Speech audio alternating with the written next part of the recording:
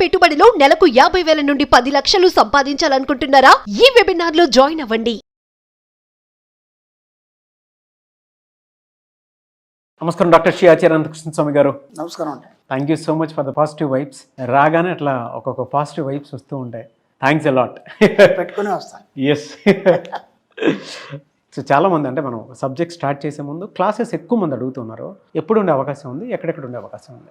అలాగే 1 సెప్టెంబర్ వచ్చి వైజాగ్, 8 సెప్టెంబర్ వచ్చి తిరుపతి, 15 సెప్టెంబర్ వచ్చి రాజమండ్రి అండి, 22 సెప్టెంబర్ వచ్చి హైదరాబాద్, 29 సెప్టెంబర్ వచ్చి అనంతపురం అండి, 6 అక్టోబర్ వరకు విజయవాడలో, అలాగే 27 అక్టోబర్ బెంగళూరు. అక్టోబర్ వరకు మన షెడ్యూల్ ఫిక్స్ అయిపోయింది. అంతే ఈగర్గా కూడా వెయిట్ చేస్తున్నటువంటి వాళ్ళు ఉన్నారు అందరూ. 657 మనీ మంత్ర వీడియో. ఏ వీడియోలో ఏం చెప్తున్నారు? ఇక్కడ విచిత్రం ఏంటంటే డబ్బు ఎందుకు చిక్కట్లేదు.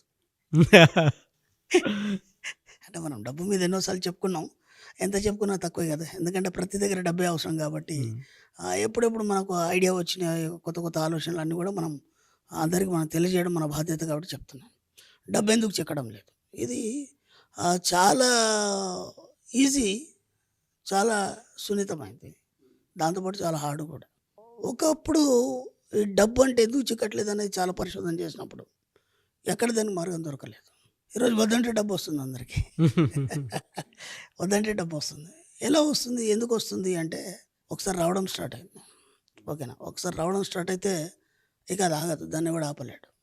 ఓకేనా, ఎవరితో సాధ్యం కాదు. ఇక అది వచ్చేంతవరకు మనం ఏం చేయాలి, ఎందుకు రావట్లేదు, దీని మీద మనం కొద్దిగా డిస్కషన్ చేద్దాం.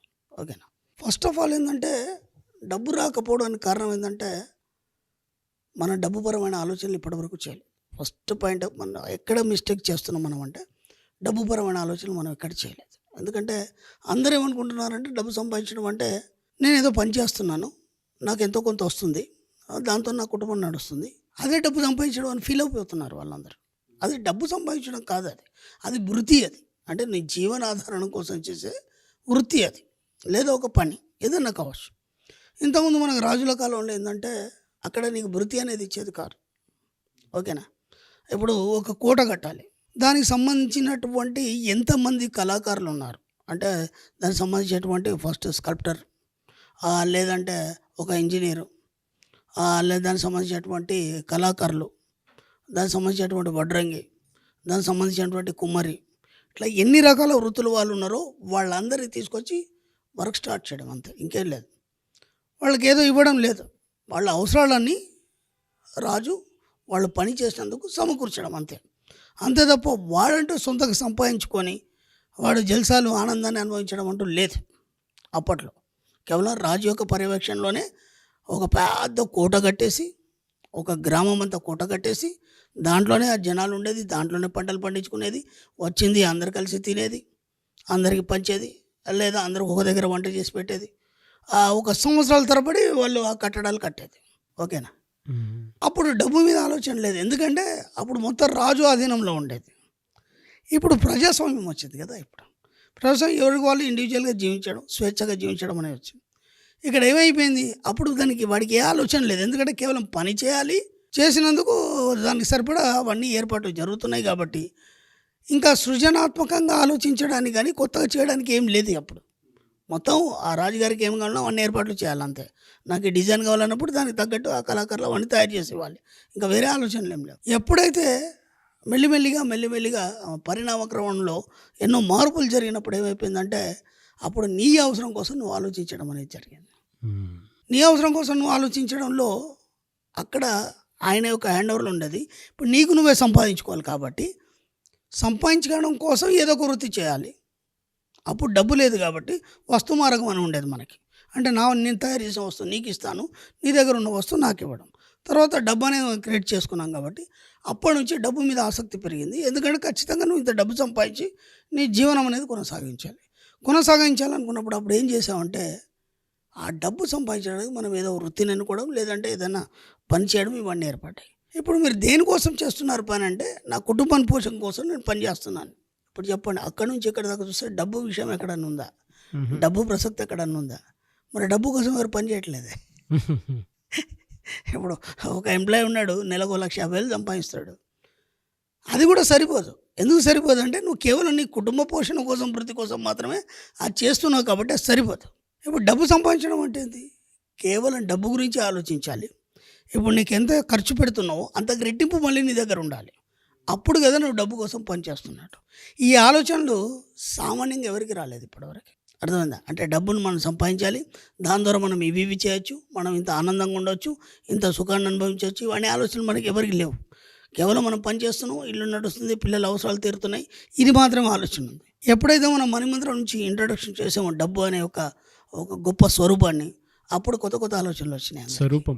ఎస్, అది విరాట్ స్వరూపం. అది ఈ యొక్క కలియుగంలో విరాట్ స్వరూపం కృష్ణుడు కదా, అదే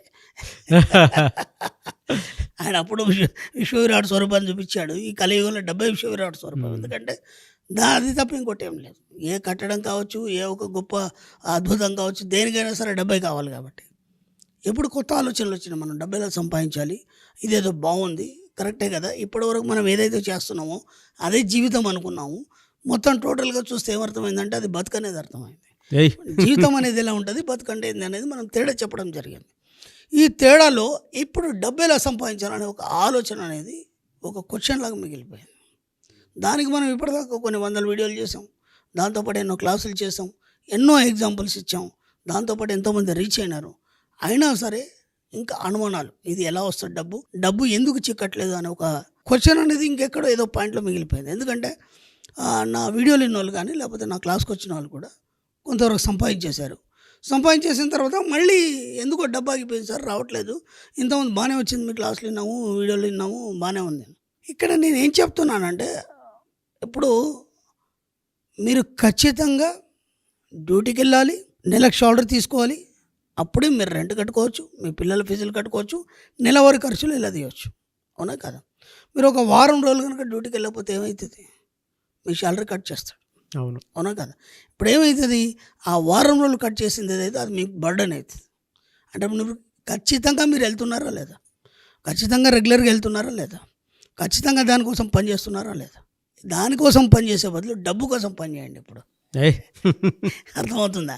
అంటే మనం ఏమైతే చెప్పుకొచ్చామో ఇప్పటిదాకా ఇన్ని వీడియోలో మనం ఏమైతే చెప్పుకొచ్చామో వాటిని కొంతవరకు చేస్తున్నారు, కొంత చిక్కింది, లేదా అప్పులు కట్టేసుకున్నారు, లేదా కారు కొనుక్కున్నారు, ఇల్లు కొనుక్కున్నారు, దాన్ని ఆపేస్తున్నారు. మీరు అంటే మీరు అనుకున్న అవసరాలు తీరిపోయినాయి కాబట్టి ఇంకా మీకు వేరే ఆలోచన లేదు. ఎప్పుడైతే మనిషి ఆకలి కొని ఉంటాడో అప్పుడు దాని గురించి ఆలోచిస్తాడు. అంటే ఇక్కడ మీ అవసరాలు తీరిపోయినాయి కాబట్టి డబ్బు అవసరాన్ని మళ్ళీ మీరు ఆలోచించడం లేదు. కాబట్టి అలా కాకుండా ఏం చేస్తారంటే, మీరు స్టార్టింగ్లో ఎప్పుడైతే మీరు వీడియోలని లేకపోతే క్లాస్కి వచ్చి దీని మీద అవగాహన పెంచుకొని ఎంత గట్టిగా ప్రయత్నం చేస్తారు. ఎందుకంటే అప్పుడు మీ అవసరాలు అంతా ఇదిగా ఉన్నాయి కాబట్టి 24 గంటలు దాని మీద కాన్సన్ట్రేట్ చేశారు కాబట్టి అలా వచ్చేసింది. ఇప్పుడు మళ్ళీ ఎందుకు చిక్కడం లేదంటే ఆ కాన్సన్ట్రేషన్ అనేది పోయింది. కాబట్టి మళ్ళీ స్టార్ట్ చేయండి. మళ్ళీ స్టార్ట్ చేసేసి నేను చెప్తున్నాను కదా, మీరు లీవ్ తీసుకుంటే మీ శాలరీ కట్ అవుతుంది. అర్థమైందా?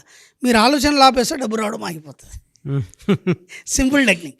కాబట్టి వాటిని నిరంతరం ఎప్పటికీ పట్టుంచండి. ఎందుకంటే ఎండ్ ఆఫ్ డెత్ కాదు కదా, తర్వాత జన్మలకు కూడా మనం ఎలా మనం బిల్డ్ చేసుకోవాలని మన సబ్జెక్ట్లో చెప్పడం జరిగింది. కాబట్టి డబ్బు ఎందుకు చిక్కడం లేదంటే మీ ఇక్కడ మెయిన్ మిస్టేక్ చేస్తున్నారు ఇదే. కాబట్టి దాన్ని కంటిన్యూ చేయండి, ఎక్కడ కూడా ఆపకండి. నిరంతరం డబ్బు సంపదపరమైన ఆలోచనలు కలిగి వాటిని ఎలా సాధించాలి, ఏమేమి అఫర్మేషన్ చేయాలి, ఎలా అఫర్మేషన్స్ రాసుకోవాలి, ఎలా అది మనకు చిక్కుతుంది, ఆ ఆలోచనలు నిరంతరం చేసినప్పుడు ఖచ్చితంగా మీతోనే ఉంటుంది డబ్బు, ఇంకా అది వేరుగా ఉండదు. అందుకే మనం ఏం చెప్పుకుంటామంటే, నా డబ్బు నా మంచి మిత్రుడు, నా ప్రతి అవసరాన్ని తీరుస్తున్నటువంటి డబ్బుకే కృతజ్ఞతలు. అయిపోయింది, ఎటుపోతే ఇక డబ్బు ఎప్పుడు మీతోనే ఉంటుంది.